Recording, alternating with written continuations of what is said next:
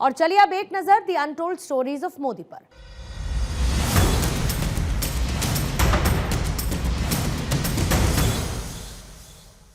कारगिल युद्ध के बाद जब चुनाव आया तो मोदी जी ने एक शहीद की पत्नी को टिकट दिया और वो चुनाव जीतकर सांसद भी बनी और बाद में उनकी इस दूरदृष्टि का बहुत अच्छा परिणाम देखने को मिला। ये कहना है केंद्रीय मंत्री मनोहर लाल का। The untold stories of Modi में ऐसी ही एक अनसुनी कहानी मनोहर लाल की जुबानी।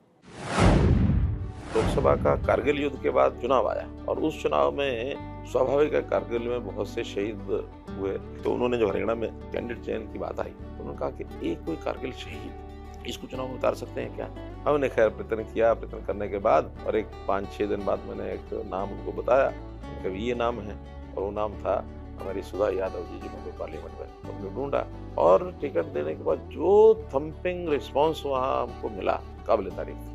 और उसके बाद सुधा यादव को कोई एक्सपीरियंस भी नहीं था, कोई उनके पास कुछ प्रकार के साधन भी नहीं थे। तो एक दिन एक मीटिंग की कार्यकर्ताओं की साधन इकट्ठे करने के लिए उन्होंने आह्वान किया और आह्वान किया तो उसमें शुरुआत उन्होंने अपने पास से की। उन्होंने कहा कि जब मैं घर जाता हूँ तो मेरी जो माँ है वो प्यारवश अब मेरी जेब में कुछ न कुछ पैसे डाल देती है। मैं तो बेचारा कोई खर्च होता नहीं, मैं तो वैसे पड़े रहते हैं। कभी कोई अच्छा काम मुझे ध्यान में आए तो मैं उस पैसे का योगदान वहाँ कर देता हूँ। जेब पे हाथ डाला लेकिन वो पैसे निकाल करके और वो जो रखा हुआ था कलश, उस कलश के अंदर डाल दिए। और उस कलश के अंदर मोदी जी के पैसे डालने का एक जैसे कोई इंतजार ही कर रहा हो और सब लोग लाइनों में आकर के बराबर वो जो कलश पैसों का भर गया। और कई लोगों ने अनाउंसमेंट कराई जो पैसे नहीं भी थे तो भी 1-1 लाख रुपया उस समय 1999 की बात है, 1-1 लाख रुपया भी लोगों ने उस समय अनाउंस किया।